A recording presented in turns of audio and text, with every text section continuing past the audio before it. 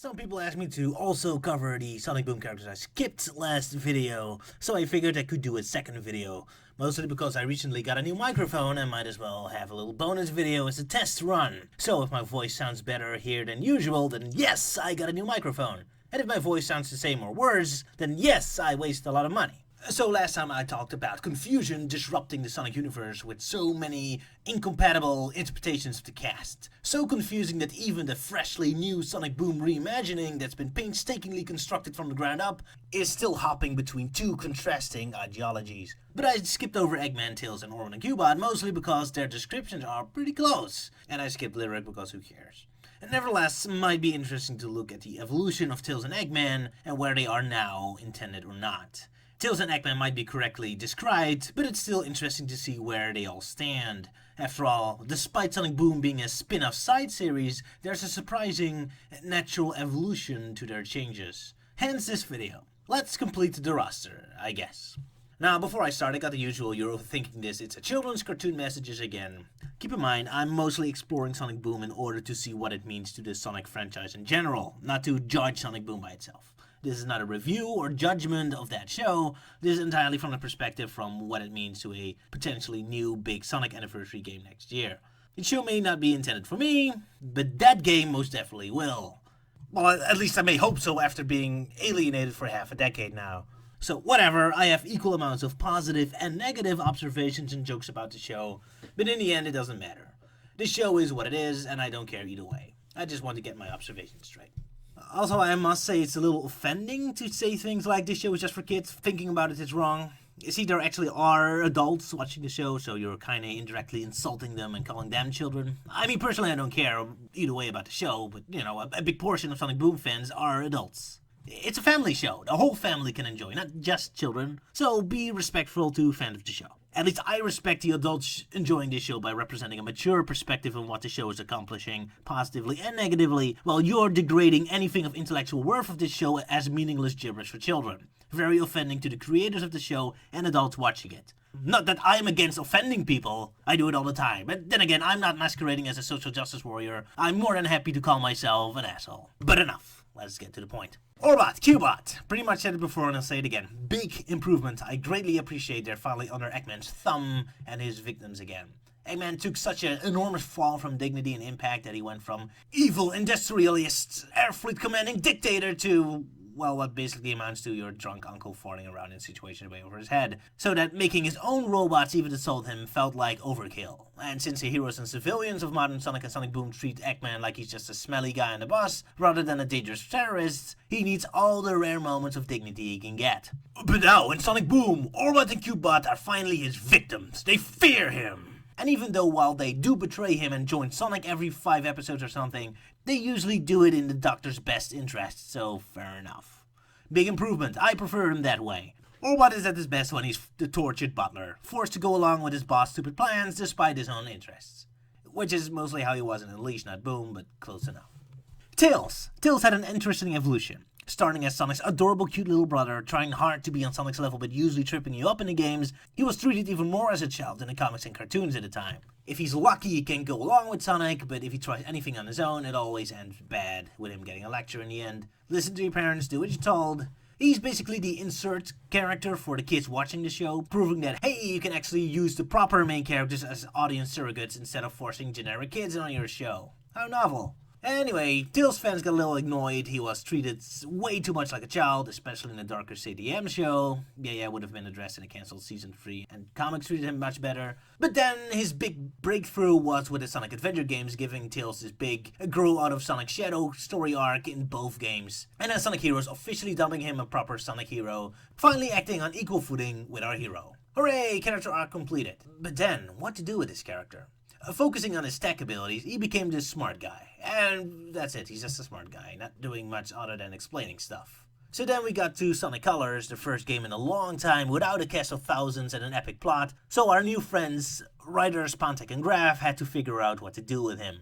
In the end, they settled with a combination of old and new, upholding the smart guy skills and equal footing with Sonic, despite not actually participating in the action anymore, but in reviving his old character arc of trying to outgrow Sonic and becoming respected on his own turf. Great, except, there's a reason that that character arc wasn't used anymore. He grew out of it. Tails is already at the top of his game, respected and utilized by Sonic and everyone else, so his competing against Sonic made little sense, and instead of endearing and cute, it just became obnoxious. So in Lost World, Pontaff had a clever solution. Instead of him competing against Sonic, let's make him compete against Eggman. Much better, they're actually both tech guys and more natural rivals. I really love that character dynamic, Tails and Eggman having their dick measuring contest with poor Sonic caught in between, desperately trying to uphold the peace and making them work together. That's a great use of character, and one I love to see. Tails and Eggman competing, poor Sonic stuck in the middle. Unfortunately, while the Pontaff gang is great in coming up with smart ideas, they're absolutely horrible in actually making those ideas work in a narrative. So this potentially great idea fell apart because of several reasons. Not only were we never properly convinced Tails and Eggman really needs to work together, so this feels forced. Then there's the fact Tails is constantly hailed and described as the almighty god of tech, constantly showing off and bragging, while Eggman is mostly farting around being insulted and screwing up. So watching those two compete hardly feels like a Clash of the Titans. Hey, psst, Pontaff, usually it's the villains that are overpowered and the good guys that are clumsy and out of their league. That makes us root for them. You're kind of making me root for the bad guy. And worse, you're making me hate the good guys. And while I have a hunch Pontaff wrote Tails with the intention to make him come across like quirky, clever, and, Deadpool-ish, the animators and voice actors put little charm or cleverness in how Tails looks or sounds, so he just comes across like an arrogant, bitter douchebag. And on top of that, Tails is still competing and fighting with Sonic more than with Eggman, and Pontaff put so many other ideas and plot twists in the story that this potentially fun character dynamic completely collapses and goes nowhere 2 cutscenes later. So yeah. I love their idea, but the execution is a disaster. Then comes Sonic Boom. Once again, Sonic Boom has a fantastic idea. Again, let's combine old and new Tails. On one hand, we still have tech-smart and proudy nerdy Tails, but on the other hand, for the first time in decades, we suddenly get a glimpse back of old, vulnerable and endearing Tails. For example, look at this sequence. Oh, it just restructures the humidity molecules in the air to synthesize a hypermagnetic force field. Whoa, slow down, Professor! And here's the best part. It runs on brain power. All you have to do is put on this helmet and say something smart. Starting as the bitter bro from the Pontaff games, but after a while he becomes more adorable and cute puppy little Tails puppy that I know and love. So excited and proud of his new invention, he forgets his mortal enemy stands right before him. While Tails does relapse in his old, more self-righteous Gary Stu attitude here and there, depending on who the writer is, but there's also a lot more softer moments on display where he just plays victim to his friends. He's just cheerful and excited, and even falls in love again. Ah, cute puppy Tails is back. Yet with his character growth from the past still intact. The best of 2 worlds.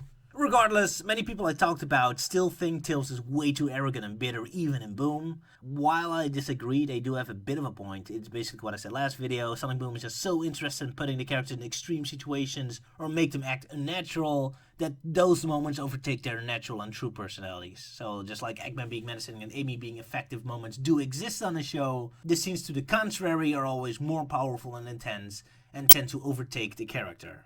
Though with Tails, I'm not sure. Tails is a pretty soft character on the show anyway, and barely takes the spotlight even when he has a starring role, so it might also just be that his new Boom attitude hasn't quite washed away his Pontaff personality. Not helping that his Pontaff personality also literally leaked into Sonic Boom itself, because of Shattered Crystal, so yeah, hit and miss. Nevertheless, I see improvements in Tails that I very much appreciate, so he's on the right track again. I approve! Lyric! Does anyone care?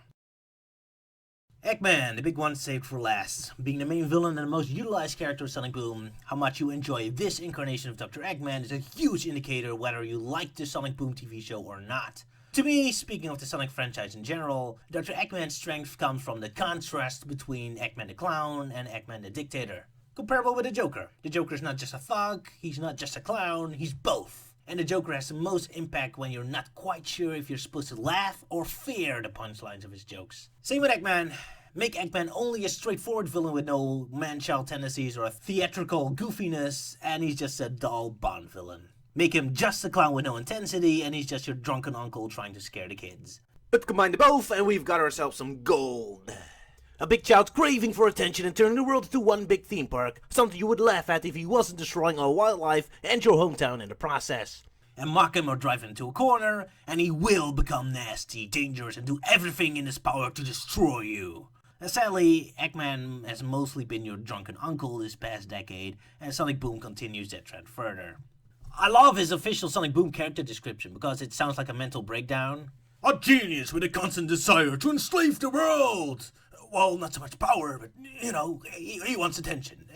Adulation. Okay, a little respect. Is that so wrong? Is it so wrong just to want respect? Why does nobody love me? And yeah, that's Eggman from Sonic Boom. A broken man.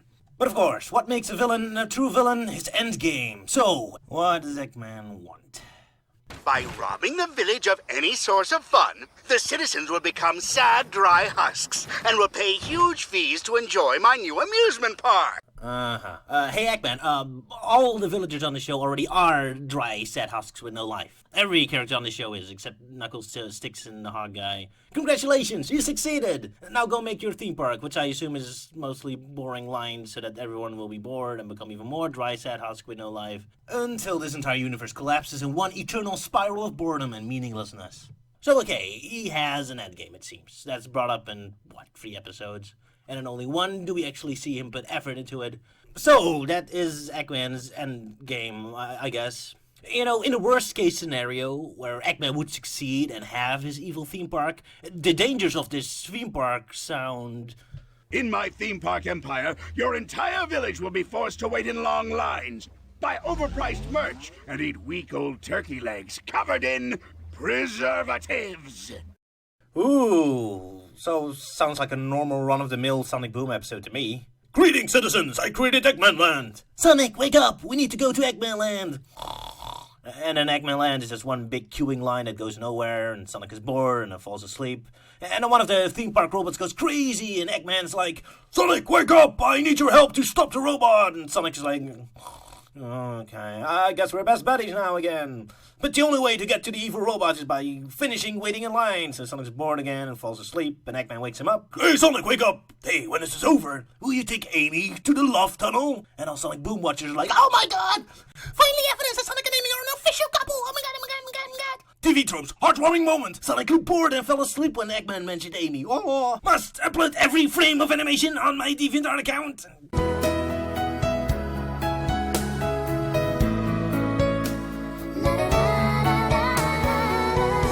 But yeah, it's only brought up in 3 episodes or so it's mostly a joke. It's silly. Don't worry about it. Sure. Sonic Boom is more about Eggman's vanity, getting into a magazine, winning competitions, feeling loved. Which is fine. Comedy for kids, too busy being silly and random, and it's more about Eggman's pranks and any kind of tension. Sure, fine. So anyway, there's this really funny joke where Sonic and Eggman have to make appointments in their agendas for the next attack. Like it's just a business formality instead of an adventure. It's funny because it's silly and out of character and random. A little one-off joke that puts a twist on their typical hero-villain attitude. You're not supposed to think too much about it. It's just a one-off random joke. Amusing. Then there's another funny joke where Eggman just attacks Sonic and friends without any motivation, just because he has to attack them from 9 to 5 every day, like it's an office job. It's funny because it's silly, random, and putting a unique twist on their typical interaction. Oh, and there's a funny joke where Sonic and friends refer to battling Eggman as a shift. Well, that's my shift. And we even see them clocking in and out, like it's just an office job. It's funny because it puts a unique twist on their typical interacting. Then there's a joke where Eggman calls into Sonic's answering machine about his attacks. It's funny because it puts a unique twist on a usual interaction by portraying it as a regular 9 to 5 office joke. Okay. So, I know those jokes aren't meant to mean anything. They're just random, silly, funny because it makes no sense. Regardless, how often can they make the same kind of joke until it stops being a comical twist on the supposed truthful hero-villain relationship they have? And when does it generally become their actual relationship together? Because while there's plenty of jokes demonstrating a twist on the hero-villain dynamic, there's an enormous lack of them actually demonstrating a genuine hero-villain dynamic. For every scene of the gang and Eggman having a tense showdown, there's 8 of them hanging out and exchanging cupcake recipes together. Like I said last video, Sonic Boom's so obsessed in making everyone act out of character all the time that they completely forget to establish what in character is. So, the wonky endgame for Eggman, the fact Sonic has no energy and is always napping and sleeping, the fact that villagers don't give a damn and seem to put more effort in arresting Sonic rather than arresting Eggman, the villagers can apparently just throw Eggman out of his lair because of regulations. After a while, it's like, You know what? That random joke that doesn't make sense and is silly, you're supposed to just laugh at and forget that they're just 9 to 5 office workers. That joke actually makes way more sense in how this universe operates than the supposed action hero adventure story they're selling this as, right? Seriously, as soon as you watch this show but you drop the idea we're watching heroes and villains, but instead we're watching office drones, as soon as you do that, all the puzzle pieces immediately fall into place. The fact that nonsensical government regulations are a bigger threat to both Sonic and Eggman than weapons. The fact that villagers treat dangerous terrorist Eggman like he's just a smelly but otherwise harmless citizen. The fact Eggman mostly attacks Sonic out of a weird compulsive sense of duty at best, or to vaguely annoy and bore his co-worker villagers at worst. All that works so much better when you imagine everyone in Sonic Boom to be just Dilbert and his cohorts dressing up as talking animals and using superhero jargon and phrases as codenames for their actual mundane work. Eggman isn't an evil, world-conquering genius. He's a marketing guy from Dilbert. The villagers aren't victims of a battle between good and evil. They're random background people in the office. Sonic's not super action hero guy. He's Peter Gibbons in Office Space. Oh no, the lady from Human Resources is going to remove Mike from marketing from his office if he doesn't clean up his robot toys. Can his buddy Chet, the software engineer, help him out? Then they can put their next Pokemon battle together in their agenda. So yeah, Sonic Boom. Amusing, funny jokes, interesting ideas, could use more variation. But sure, it's not meant for me, it's for kids. Kids had a lot of jokes about cholesterol, office policies, and being empty and tired of life, apparently. Great! It's just interesting to see the evolution of the characters, how they grow over the years. Problem with Sonic is that there's no clear source material, canon. Like with a Harry Potter or old Arthur legends, you have the original books at the core, so whenever you make a lighter or darker version of it, you know it's darker and lighter because you know what the default position is. With Sonic, that's not the case. There doesn't seem to be a clear core identity. At first I thought Sonic Colors was the comedy, goofy version of Core Sonic. But now the rest of the series has taken such an enormous nosedive that Sonic Colors is practically the dark, edgy Sonic compared to this. And who knows, maybe in another 10 years, we will all remember Sonic Boom, but man, remember when Eggman was like a demented old confused man stuck at the postal office? That was so intense, dark, and edgy compared to the even bigger clown he's now. Because Sonic's standards just keep sliding further and further down that slope, don't they? So yeah, therefore, again, Sonic's identity. Whatever Sega's doing with Sonic 2016, they better give him a clear identity and place in the world, because I can't stand more of this convoluted confusion. I respect, tolerate, and even sometimes enjoy Sonic Boom, but only when it's indeed a lighter spin-off and not the new standard. And despite what the PR people keep saying, all the evidence I'm seeing is pointing to Boom Sonic being the new status quo, and that's not making me very happy. Although I would welcome Orbot, Cubot, and Tails' new personalities if they'd appear in Legacy Sonic, but that's about it. So, think I'm overthinking things and Sonic Boom's for kids? Crusade against thinking and insult viewers in the comment sections below. See you next time. Bye.